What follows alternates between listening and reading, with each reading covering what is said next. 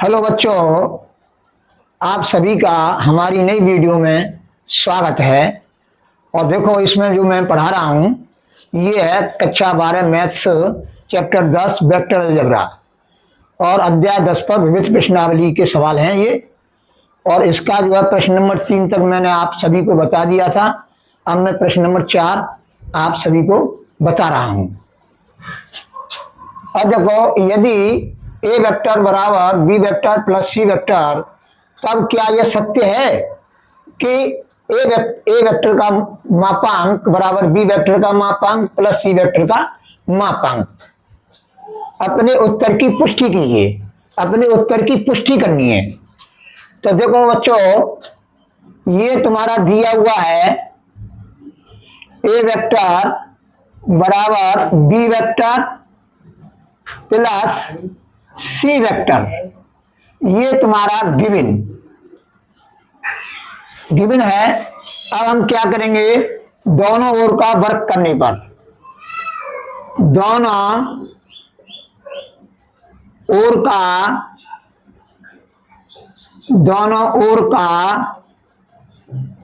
वर्ग करने पर, वर्ग करने का क्या मतलब है समझो। ए वेक्टर का वर्ग बराबर B vector plus C vector का वर्ग। अब ये क्या होगा, ए वेक्टर का मापांक का वर्ग हो जाएगा। ए वेक्टर के मापांक का वर्ग बराबर बी वेक्टर के मापांक का वर्ग प्लस सी वेक्टर के मापांक का वर्ग plus 2 B vector dot C vector, C vector dot 2 B vector dot C vector. अब देखो, ए वेक्टर का मापांक का वर्ग हो जाएगा बराबर बी वेक्टर के मापांक का वर्ग प्लस सी वेक्टर के मापांक का वर्ग plus 2 B vector dot C vector. अब ये है तुम्हारा ए वेक्टर के मापांक का वर्ग बराबर बी वेक्टर का मापांक का वर्ग प्लस सी वेक्टर के मापांक का वर्ग प्लस 2 बी वेक्टर का मापांक सी वेक्टर का मापांक cos थीटा। जहां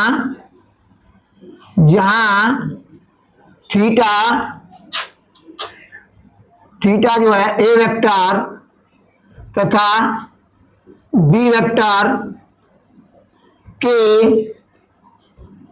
बीच का कोण है।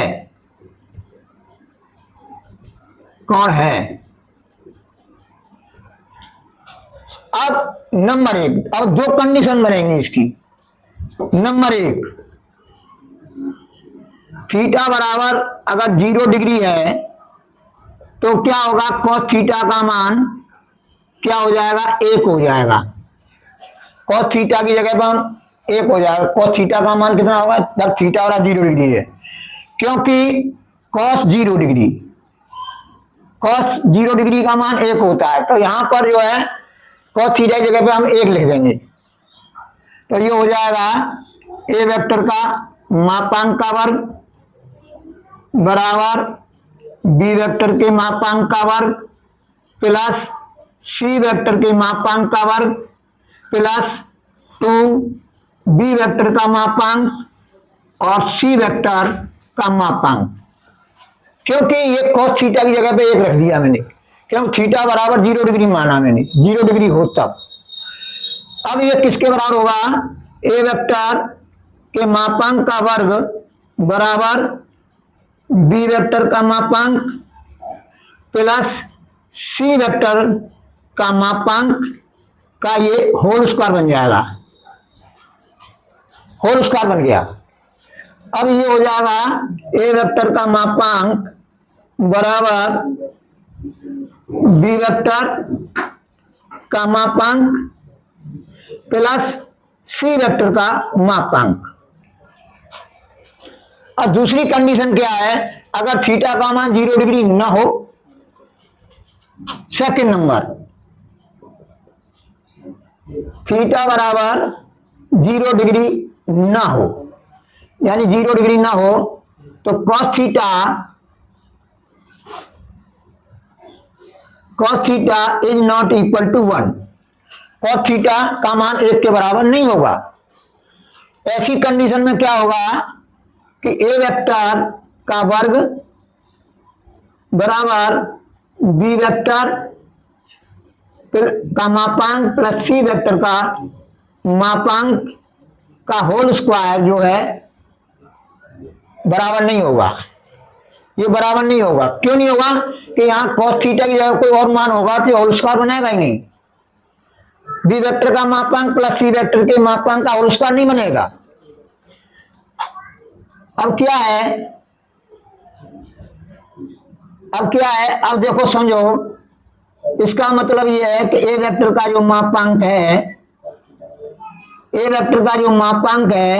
वो B vector is not equal to, A vector का मापांक is not equal to B vector का मापांक प्लस सी वेक्टर का मापांक। अतः यह आवश्यक नहीं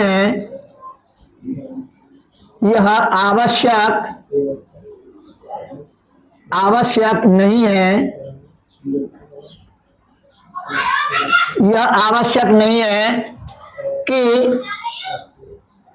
ए वेक्टर का मापांक बराबर बी वेक्टर का मापांक प्लस सी वेक्टर का मापांक।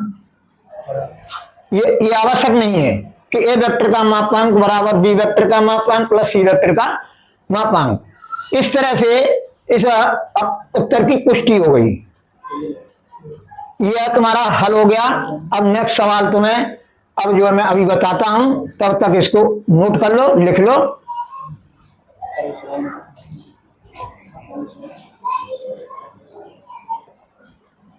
अब समझो, प्रश्न नंबर 5 है, x का वह मान ज्ञात कीजिए जिसके लिए x कोष्टक में i पे कैप प्लस j पे कैप प्लस k पे कैप एक मात्रक सदिश है। क्या है? मात्रक सदिश। तो इसका क्या मतलब है?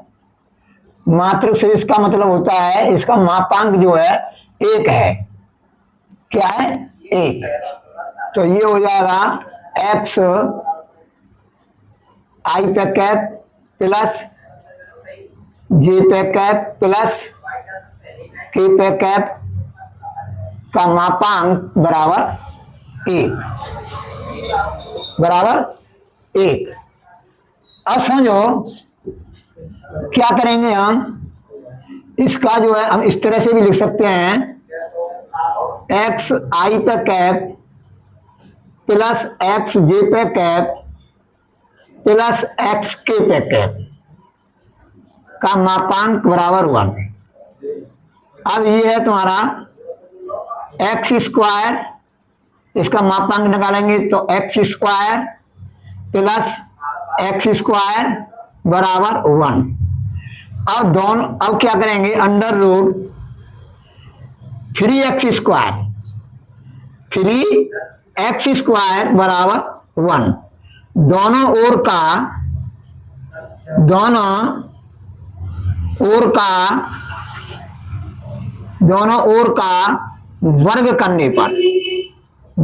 का वर्ग करने पर क्या है, अंडर रूट हट जाएगा, अंडर रूट का चिन्ह हट जाएगा। तो ये हो जाएगा 3x स्क्वायर।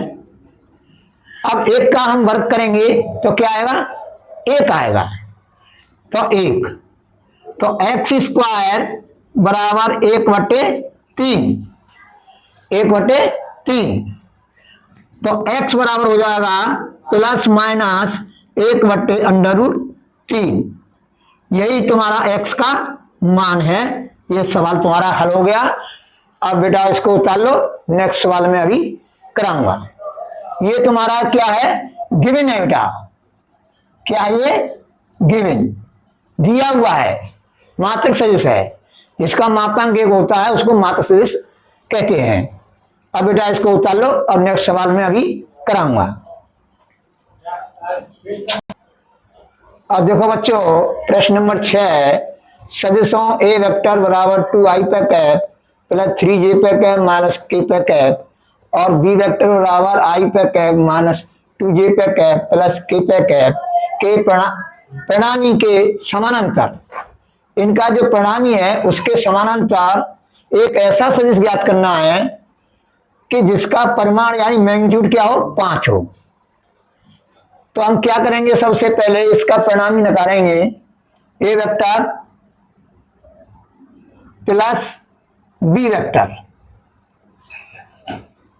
ए वेक्टर प्लस बी वेक्टर बराबर 2i पे कैप प्लस 3j पे कैप माइनस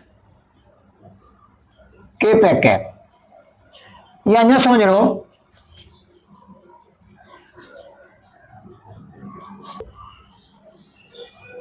ए वेक्टर तथा बी वेक्टर का परिणामी परिणामी परिणामी सदिश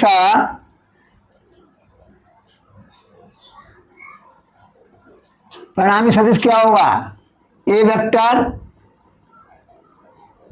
प्लस बी वेक्टर। अब इसका हम मान रखेंगे, ए वेक्टर ये है तुम्हारा दिया हुआ है 2i पे कैप प्लस 3j पे कैप माइनस k पे कैप प्लस, अब बी वेक्टर लिखेंगे i पे कैप माइनस 2j पे कैप प्लस k पे कैप बराबर i पे कैप 2i पे कैप और ये i पे कैप 3i पे कैप 3i पे कैप प्लस j पे कैप। देखो 3j पे कैप है, ये माइनस के 2j पे कैप है, तो प्लस का 1j पे कैप, और इससे ये कैंसिल हो जाएगा, तो यही रहेगा परिणामी सदिश आ गया तुम्हारा ये ए वेक्टर प्लस बी वेक्टर। अब क्या है, अब इसका हम मापांक निकालेंगे, ए वेक्टर प्लस बी वेक्टर का मापांक बराबर अंडर रूट आई पे कैप के गुणांक का वर्ग, आई पे कैप के गुणांक का वर्ग प्लस जे पे कैप के गुणांक का वर्ग बराबर 9 प्लस 1 बराबर अंडर रूट 10। अब क्या लिखेंगे हम, A vector plus B vector A vector plus B vector के अंदिश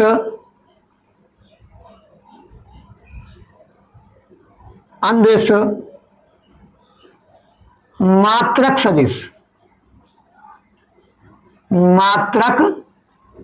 सदिश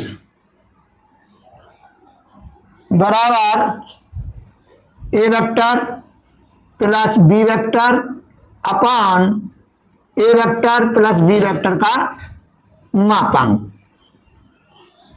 और देखो A vector plus B vector क्या है, 3i पे कैप प्लस जे पे कैप अपान अंडर रूट 10।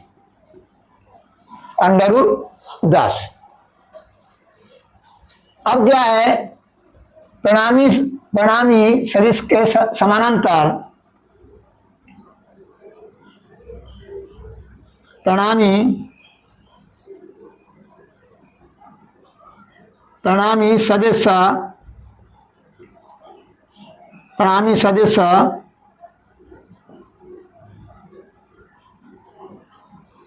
सदिश ए वेक्टर प्लस बी वेक्टर के समानांतर समानांतर सदिश जिसका जिसका परिमाण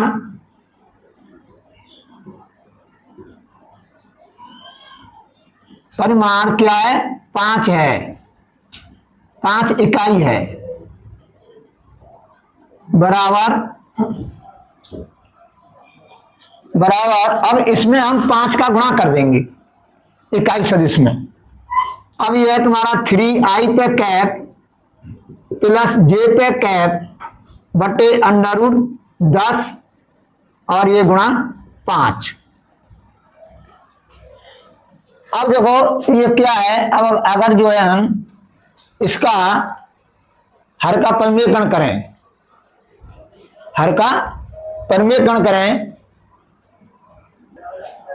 अब देखो बच्चों ये इस तरह से भी कर सकते हैं, 15i पे कैप प्लस 5j पे कैप बटे √10, ऐसे भी लिख के चले आएंगे बोर्ड परीक्षा में, तो भी नंबर तुम्हारे पूरे मिलेंगे। लेकिन तुम्हारे गणित के उत्तर माला के हिसाब से हर का परिमेयकरण किया है, क्या किया है, हर का परिमेयकरण किया है, तो इसको जो है 3i पे कैप प्लस j पे कैप और ये तुम्हारा √10 का ऊपर नीचे गुणा कर देंगे। अब √10 गुणा √10 और ये गुणा 5। अब देखो ये है तुम्हारा 3i पे कैप प्लस j पे कैप √10 गुणा 5 बटे 10, क्योंकि √10 गुणा √10 10, √5 गुणा √5 5, √6 गुणा √6 6, √7 गुणा √7 7, √8 गुणा √8 8, इस तरह से। अब देखो समझो 5 से 1 काट देंगे हम, 5 दूनी 10, तो ये हो जाएगा 3 बटे 2 √10, आई पे अलग अलग कर लो, 3 बटे 2 यानी 3 बटे 2 √10 प्लस 1 बटे 2 √10 j पे कैप। ये तुम्हारा आंसर हो गया, तुम्हारे गणित में ये आंसर है। अगर आप जो है यहीं पर जो है यहाँ पर 5 का गुणा करके 5 या 15i पे कैप प्लस 5j पे कैप बटे √10 करके चले आएंगे तो भी आपको नंबर मिलेगा, क्योंकि वहां पर जो पेपर में जो है तुम्हारा बोर्ड परीक्षा में गणित के उत्तर तो मिलेंगे नहीं तुमको। तो इस तरह से कह रहा हूं कि यहाँ छोड़ आएंगे तो भी सही है, लेकिन अधिकांश मोस्टली हर में जो अनुरूढ़ होता है उसको जो है अनुरूढ़ होता है तो उसको हम परिमेयकरण करके ही ज्यादातर हल किया गया है, तुम्हारे गणित के हिसाब से बता रहा हूं। तो देखो बेटा अब इसको उतार लो, अब जो है नेक्स्ट सवाल में अभी बताऊंगा। अब देखो बच्चों प्रश्न नंबर 7 है, ये मैं पहले गिवन उतार रहा हूं, ए वेक्टर बराबर आई पे कैप प्लस जे पे कैप प्लस के पे कैप, बी वेक्टर बराबर 2i पे कैप माइनस जे पे कैप प्लस 3k पे कैप, और सी वेक्टर है i पे कैप माइनस 2j पे कैप प्लस k पे कैप। ये तुम्हारा गिवन है। अब हम क्या करेंगे कि इनका जो है हम क्या मान निकालेंगे, सदिश 2a vector minus b vector plus 3c vector का मान निकालेंगे। तो हम कैसे निकाल, देखो पहले ये इसको लिखो 2a vector minus b vector plus 3c vector. अब इसका हम मान रखेंगे, देखो a वेक्टर का मान रख देंगे ए वेक्टर है तुम्हारा आई पे कैप प्लस जे पे कैप प्लस के पे कैप माइनस बी वेक्टर है 2i पे कैप माइनस जे पे कैप प्लस 3k पे कैप प्लस 3c वेक्टर पे ये है तुम्हारा i पे कैप माइनस 2j पे कैप प्लस k पे कैप। अब मैंने इसमें जो है ए वेक्टर बी वेक्टर और सी वेक्टर की मान रख दी। अब मैं इसको हल करूंगा तो क्या हो जाएगा 2i पे कैप प्लस 2j पे कैप प्लस 2k पे कैप माइनस, अब इसके चिन्ह बदल जाएंगे, माइनस 2i पे कैप प्लस जे पे कैप, माइनस का क्या हो जाएगा प्लस हो जाएगा, देखो माइनस गुणा माइनस प्लस माइनस 3k पे कैप प्लस 3i पे कैप माइनस 6j पे कैप। अब इसमें चिन्ह नहीं बदलेंगे क्योंकि यहां पर प्लस लगा है, प्लस 3k पे कैप। अब इसको हम हल करेंगे तो 2i पे कैप है और ये माइनस के 2i पे कैप है तो ये कट जाएंगे। अब ये क्या है 3i पे कैप, अब 2j पे कैप प्लस का है और एक प्लस का 3j पे कैप हो जाएगा और ये माइनस का 6j पे कैप है तो माइनस के 6j पे कैप में से जो है प्लस के 3j पे कैप जाएंगे तो माइनस के बचेंगे कितने 3j पे कैप, माइनस के 3j पे कैप। अब प्लस 2 है k पे कैप और ये प्लस के 3k पे कैप तो 5k पे कैप हो जाएगा प्लस के, और ये जो तुम्हारा ये देखो यहां सीधा है ये कट जाएंगे तो प्लस 2k पे कैप हो जाएगा। अब देखो समानांतर, अब इसका जो है हमने मान निकाल लिया तो इसका जो है हम क्या करेंगे मापांक निकालेंगे। 2a vector minus b vector plus 3c vector का मापांक बराबर अंडर रूट 3 का वर्ग प्लस माइनस 3 का वर्ग प्लस 2 का वर्ग बराबर अंडर रूट देखो आई पे कैप के गुणांक का वर्ग अंडर रूट में प्लस जे पे कैप के गुणांक का वर्ग प्लस के पे कैप के गुणांक का वर्ग। अब ये हो जाएगा तुम्हारा 9 प्लस 9 प्लस 4 तो 9 9 18 और 4 22 तो अंडर रूट हो गया ये 22। क्लियर। अब क्या करेंगे, अब हमें मात्रक शेष ज्ञात करना है तो अब लिखेंगे हम 2a vector minus b vector plus 3c vector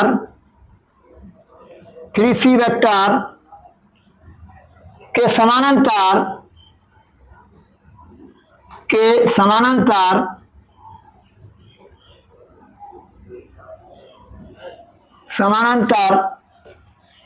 मात्रक सदिश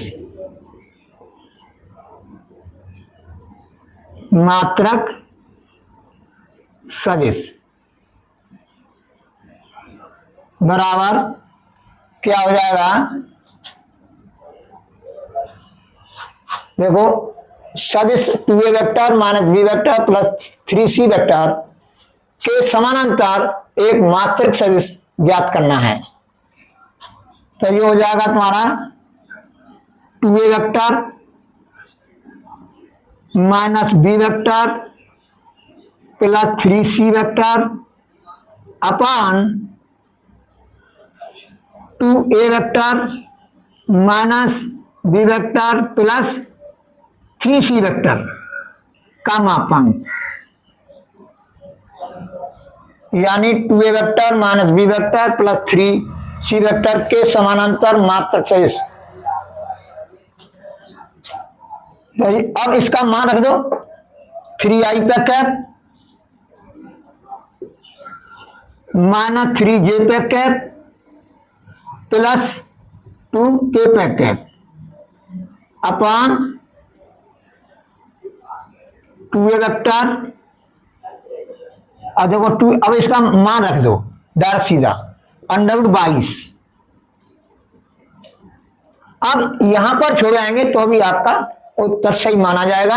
अब इसको अलग अलग करें तो 3/22 आई पे कैप माइनस 3/22 अंडरवुड में, किसमें? अंडरवुड में, अंडरवुड में प्लस 2√22 के पे। इस तरह से ये जो है 2a vector minus b vector plus 3c vector के समानांतर मात्रक सदिश हमको प्राप्त हो गया। अब बेटा इसको जो है उतार लो। अब मैं अभी बताऊंगा। देखो बच्चों, ये जो विविध प्रश्नावली है, ज्यादातर ये विविध प्रश्नावली हैं, ये बहुत ही मुश्त है। क्योंकि अक्सर करके हमने देखा है, मैं भी एक शिक्षक हूँ, क्लास में जो है विविध प्रश्नावली को नहीं कराते हैं ढंग से और बोल देते हैं कि भाई देखो इसको अपने आप कर लेना, जो नहीं आ रहा उसको पूछ लेना। क्योंकि ये विविध प्रश्नावली है जो पीछे की जो चैप्टर में जो शुरू हुआ है उसके ही कायदा के सभी प्रश्न हैं। लेकिन ये विविध प्रश्नावली जो है ये कंपटीशन की दृष्टि से बहुत ही ज्यादा मुश्त है। तो इसलिए इस विविध प्रश्नावलियों को अधिक से अधिक प्रैक्टिस करें, कंपटीशन के लिए तैयारी अच्छी हो जाएगी आपकी। और कीन स्टडी करें, मतलब कीन स्टडी का मतलब गहरा अध्ययन करें कि ये कहाँ से होगा, कैसे, कंसेप्ट सही होना चाहिए। तो आप जो है कोचिंग करने की कोई आवश्यकता नहीं है। अगर आप कोचिंग भी करेंगे तो वहां पर तुमको अच्छी तरह से समझ में आएगा, और घर पे तैयारी करेंगे तो अभी घर पर तैयारी हो जाएगी आपकी। इसलिए मैं कह रहा हूं कि जो अब विविध प्रश्नावली हैं सभी चैप्टरों की, उनको अच्छी तरह से मतलब करें, अभ्यास करें। अब बेटा समझो, अब जो है मैं नेक्स्ट सवाल जो है कल कराऊंगा। प्रश्न नंबर 7 तक मैंने ये करा दिए इस विविध प्रश्नावली के, और जो है इनका रिवीजन करते रहना।